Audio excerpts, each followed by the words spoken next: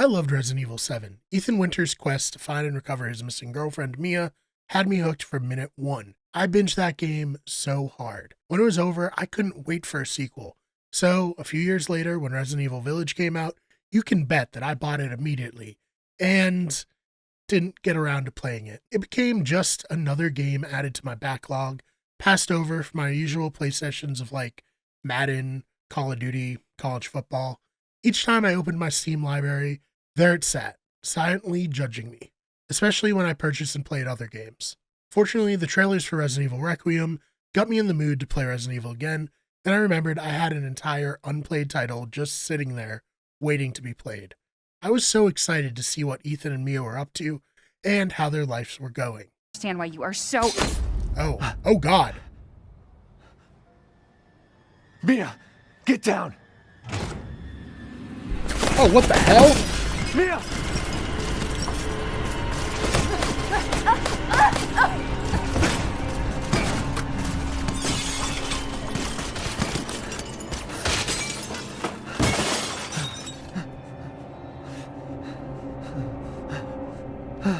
Mia, oh God!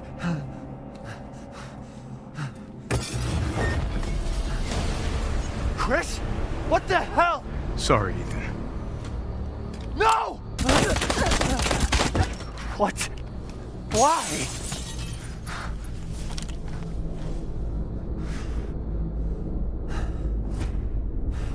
Yeah, so things weren't going very well for Ethan, as his former friend and rescuer, Chris, barged into his house, killed his wife, and kidnapped their infant daughter. This was a highly compelling way to begin the sequel, as Chris, who has been a protagonist of 3 other games, including the original Resident Evil, came in and absolutely destroyed Ethan's life.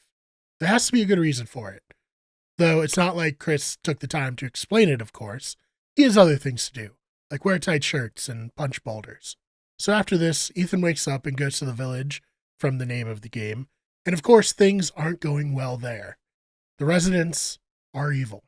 Okay, that was horrible. The villagers have been set upon by strange creatures that are kind of like werewolves, while Ethan tries to fight them off with the help of some of the villagers, but it's really no use as he's eventually captured in one of the first moments where Ethan just gets the shit beaten out of him in this game. And unfortunately for all those villagers, they die pretty horrible deaths. I don't know if the developers don't like Ethan or just thought it would be funny to have all these grievous injuries inflicted on him. He's basically the punching bag of these titles.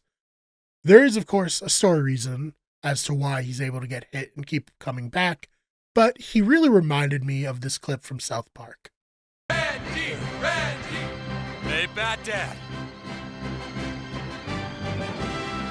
I didn't hear no bell. Anyways, Ethan's taken to Mother Miranda, a big boss of the game, and meets her lords who will act as sub-bosses. Each sub-boss has a part of Rose. Yep, he killed his daughter and cut her up into pieces, but fortunately, she had been made part of a network of mold, or mycelium, that connects a bunch of the characters in this game, and she can be reanimated. When you defeat them, you gain a piece of Rose and get one step closer to getting her back. I didn't really expect so many sub-bosses. Based on the marketing for this game, I thought the big lady vampire and her daughters were going to be the main antagonists of this game. Maybe it was the fact that Lady Dimitrescu, I don't know, the big lady, was memed really hard when the game first came out, and so many people wanted her to step on them, and it led to her becoming the breakout star of the game, so much so that she broke out into the mainstream and caused me to believe that she was the overall big bad of the game. And don't get me wrong, she's terrifying. She throws Ethan around, she cuts his hand off, it's all very sexy. I mean, scary. Very scary. Her castle serves as the first major part of this game, showing you how the game is going to work overall. I have to say, as much as I enjoy the more action-focused Resident Evils, the survival horror style, where the setting is like one giant escape room full of puzzles that unlock new parts of the map, or puzzle pieces that allow you to open parts of the map that were previously closed off, is superior. That's actually how I would describe this game as a whole, a massive escape room where occasionally you'll have to fight nightmarish monsters. Fortunately, I was able to overcome any distractions in her castle and dispatch her and her daughters. The sequence is great. My favorite part is how she's always looking for you, and when I was playing with headphones, I was always on the edge of my seat, as any noise would cause me to jump. It was just so fun. I can see why she became such an iconic Resident Evil character. Next up, you take on Donna DiNovitio, who can make you hallucinate and see visions of your dead wife. Her segment's actually probably my favorite, and it's really because it's just an escape room. You're presented with a dummy of Mia, and inside the dummy are various clues on how to escape the room. It all leads up to you being chased down by a giant fetus monster, which is horrifying, before confronting her in a doll form and stabbing the doll, which kills her. I think you're just hallucinating her as the doll and actually stabbing her, because when you do kill the doll, you see her body on the ground. After that, you have to fight Salvatore Moreau, a man who's in the process of transforming into a fish, and is by far the sexiest, grossest part of this game. He seemingly can also control goo and slime, and uses it to block your way. You defeat him by draining the reservoir, and then fighting him like a normal Resident Evil boss. This section's alright, probably the weakest of the game, but it does make up for being weak by being extremely gross. Next up is Carl Heisenberg, and I have to say I really don't like the voice acting here, but his factory's great. A maze of killer, half-reanimated corpses and half-machines, hell-bent on ending Ethan's life. The industrial nature of the factory really sets it apart from the gothic style of the other lords. Plus, you get to see all these enemies suspended with the knowledge that you're probably going to eventually have to fight them.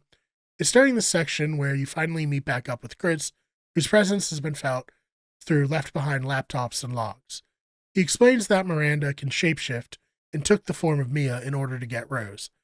There's something special about Rose that allows her to be reanimated, and her connection to the mold will allow her to bring back her own dead daughter, as the mold retains the memories of people who are exposed to it.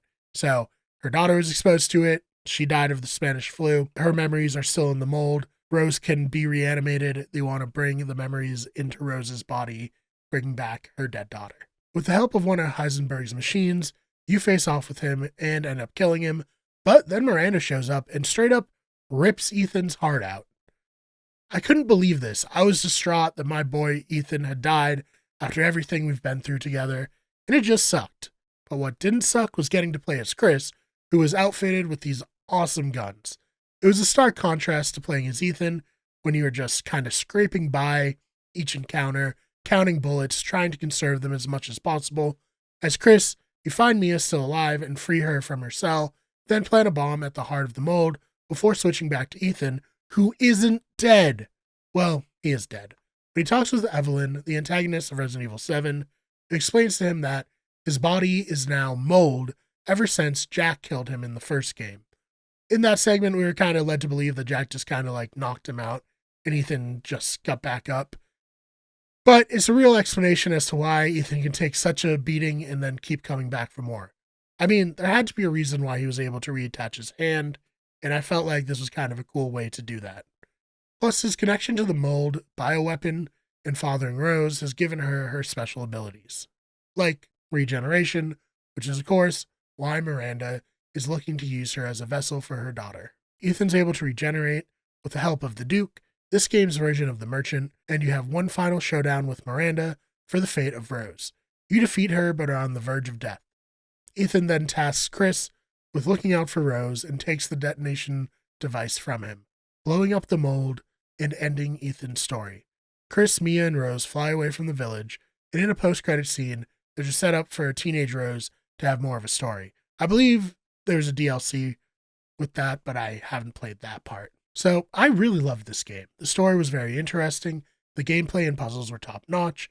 It had enough action for those who are more action-inclined, while feeling more in line with the traditional survival horror experience. Now, I am sad that Ethan died, but he certainly made a name for himself in the pantheon of Resident Evil protagonists. I can't wait to see how this game leads into the sequel, which comes out later this week. Though, based on the trailers, we may have to wait a while before we revisit these particular story threads. I think my favorite part of the game, in the sense that this part's so silly, is after Ethan sacrifices himself, Chris is really torn up about it. I don't know, in Chris's head, he's like, God, Ethan, I was my best friend there. I just loved him so much. It's like, Chris, where was this concern for Ethan's well-being when you were shooting what he thought was his wife and kidnapping their daughter and just leaving him there? Like, you could have explained it, but I guess that's just Chris. Overall, great game. Highly recommended if you haven't played it already. Though, if you haven't played it already, why did you watch all the way through? I put spoilers in the title. Of course, I was going to spoil it. But that was my experience playing Resident Evil Village. Again, I really loved it. I think it's a great game. Everyone should check it out. And I cannot wait to check out Resident Evil Requiem later this week. So, let me know your thoughts about Resident Evil Village. Do you like it as much as I do? And I will see you probably next week with a review of Resident Evil Requiem. Other than that, thank you so much for checking out this video. If you enjoyed it, please subscribe. We're trying to get to 2,000 subscribers, slowly climbing there. And check out our other channels, which include Those Fake Nerds for nerd and pop culture news, Wicked Good Sports for sports news, Better Radio, which hosts all of our podcasts, and our newest channel, History is Wicked, where we cover cryptids, urban legends, and weird history stories. Again, really appreciate you checking this one out, and I will see you in the next one.